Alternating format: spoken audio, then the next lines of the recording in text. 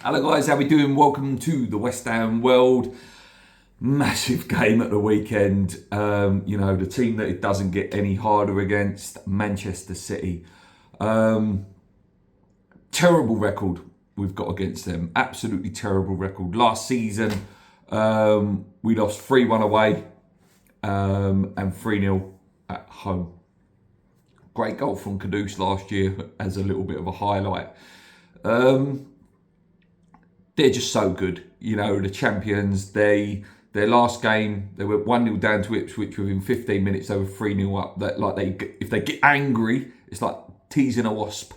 They come back and they bite hard. And then their first game, obviously, 2-0 against Chelsea. Really, really good performance. They look good. Haaland looks hungry.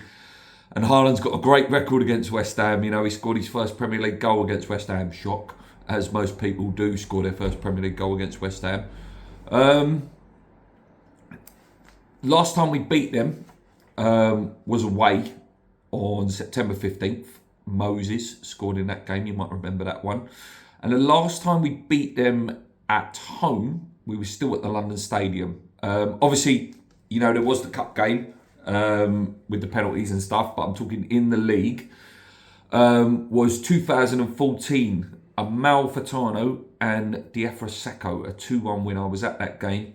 Really, really good performance from West Ham. But that just shows, we've not beaten City at home in the league for 10 years. And, if you even include the away game, 9 years. And some of the goal differences are ridiculous. Absolutely ridiculous. 5-0s, 5-1s, 3-1s, 4-1s.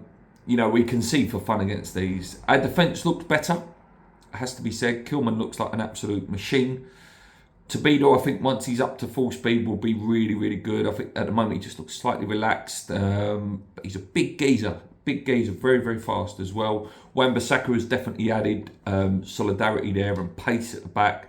And obviously Emerson's good at what he does. Looking at my favourite players for them, there's too many. Kevin De Bruyne is one of the greatest midfielders that's ever graced the Premier League. Just an absolute joy to watch. One of my favourite players to watch. The man's passing ability is just, second to none. Just unbelievable. Haaland, goal machine.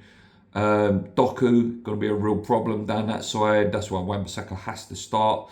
Gundogan's come back as well. Obviously comes in. Obviously Rodri's not fully fit yet. Foden's fantastic player, and obviously the new boy Silvinho as well looks like the rebirth of Riyad Mahrez. So it's tough. Gardevoir as well, the centre back, I really like him. Ruben Diaz, great goalkeeper. Yeah, it's tough. It's a tough game, boys. Tough game. Looking at their strengths, finishing, coming from behind us, proving against Ipswich, playing with skill, protecting leads when they do have it. Weaknesses are listed as aerial duels. Sometimes that's when they can get caught out. And they can get caught out on the counter, obviously, because of the style of play they play. High risk, high reward. If you can beat that press or, just steal it off them, it's always frustrating games against these. And that's not just West Ham. It's any team that plays them. It's getting that ball. And if you can be clinical when you get the chance, you may score a goal. And, you might have to defend for your life to get... Everything has to fall into place to beat City. They have to be slightly off. You have to be clinical and take your chances. And you have to defend like, your life's on the, at risk. Possession-based football. Loads of attacks that come down the right wing. Play with loads of whip. Short passes. We all know about City. They usually play the 3-2-4-1. That's what they've been playing recently anyway, with Edson in goal. Akanji, Diaz and Gardevoir with the three at the back. Lewis and Kovacic has been playing in the sort of pivot roles. Maybe Gundogan will come back in for this game. Doku, fantastic. Silva, amazing player. KDB, amazing player. Silvinho, amazing player. Haaland on up front. Foden to come on. Etc.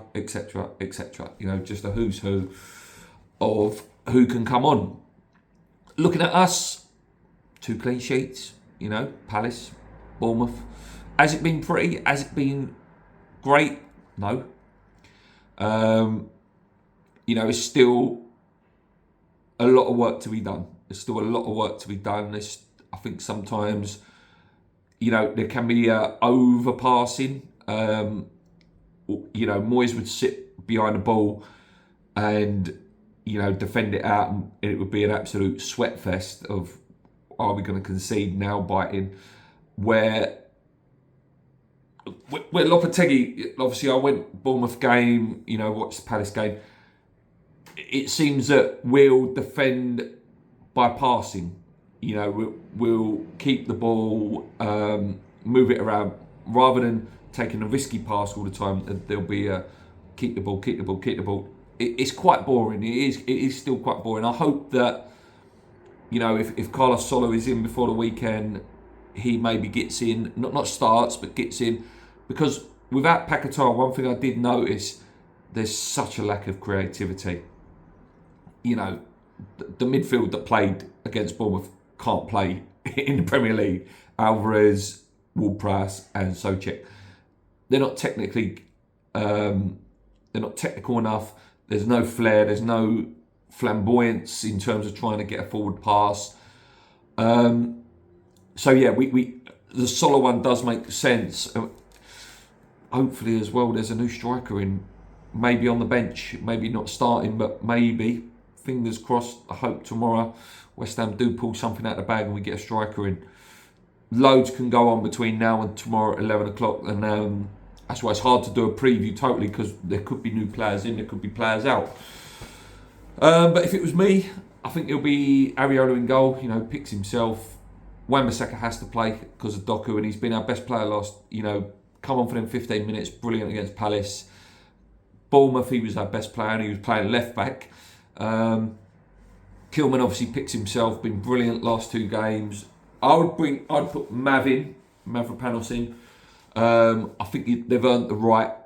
They're slowly building a partnership. Tobido still looks like he's a couple of weeks away. The international break might help him out. Just get back to fitness and some sharpness. Hopefully we play some behind closed doors games for him. He will be good. He's got to learn, like I say, to maybe not yet play the passes into midfield to people like Thomas Souček, who are not used to receiving the ball. When it's Sola in there, when it's Rodriguez in there, maybe. Emerson at left back. The midfield's hard. The midfield's really hard because he insists on picking Souček at the moment. It's really hard to know what he's going to do there. For me, I've picked Alvarez and Rodriguez to allow Bowen, Paquetá and Kudus to do what they've got to do. Fulkrug hasn't done anything for me. Again, it might be that there's no support around him and the way we're playing is not suiting him. Again, shock, however we heard that before. So he probably will start Antonio, and he probably will start Souček, which means Rodriguez won't start. I don't know. I would like to see Rodriguez and Alvarez. Here's one for you. If we're going to play Souček the way he's been playing in that number 10 role, why not play him up front? Why not for this game? We're not going to have a lot of possession. If you're going to use him as a lump it up and you want him just to sit in and around the box, arrive late in the box, why not play him up front? Antonio's not got it anymore. Fulkrug doesn't look like he's got the muscle. He hasn't got the pace to do it. I think there will be times when Fulkrug will come into the game and start hopefully getting some service around him. But yeah, why not? If he's insistent on Souček, play him up front. You take him out in the midfield there where he does make errors, and you put him where you want him. Again, it's only just an idea. I don't think it will happen. You'll probably think not for me, Luke, and it's not for me either. To be honest with you, I prefer John Duran to be coming on Friday and him starting on Saturday. But yeah, I'm just trying to think how you eliminate Souček's negative side and act on his positive side if he's insistent on keeping him in. Will we win? No. I just can't see it. We'll probably be quite high in confidence though, because of the 2 clean sheets. And Bowen's got 2 goals now. Even though he's been very quiet in the 2 games, he has had 2 goals now. Kudus needs a goal. He does. Kudus definitely needs a goal. I think we'll lose. I think we might score. I think we might score, but we'll score when we're 2-0 down. And I think we'll lose this. I don't think it'll be a massacre, and I hope it's not. I'm hoping if we do lose, it's a tight one, like a 2-1 or something like that, or 3-2. Close game, you come out of it a bit disappointed, but also able to reflect that you're playing Manchester City. Would I love a win? Be incredible. Going into the international break, 3 wins, and to beat City, amazing. But it's tough. Anyway, guys, thank you so much for watching. I might come back to a little bit later tonight. Probably definitely tomorrow, because news will be going boom, boom, boom, boom, boom, boom, boom, boom, boom. With the transfer window, I do expect us to do some stuff, whether it's out and in or both. I do expect us to do some stuff. Anyway, guys, thank you so much for watching. Hit that like button if you haven't already, and if you've made it to the end, big thank you to the couple of people that come and said hello to me at West Ham yesterday. Always nice to meet people, and it's so weird that you live in, I live in Benfleet, and these people were from Benfleet, and then they meet you at West Ham, and it's like, oh, I see you on YouTube. It's just weird. Anyway, guys, come on, you Irons, keep believing. Please. They always lose 1 or 2 a season. Let us this season be that one.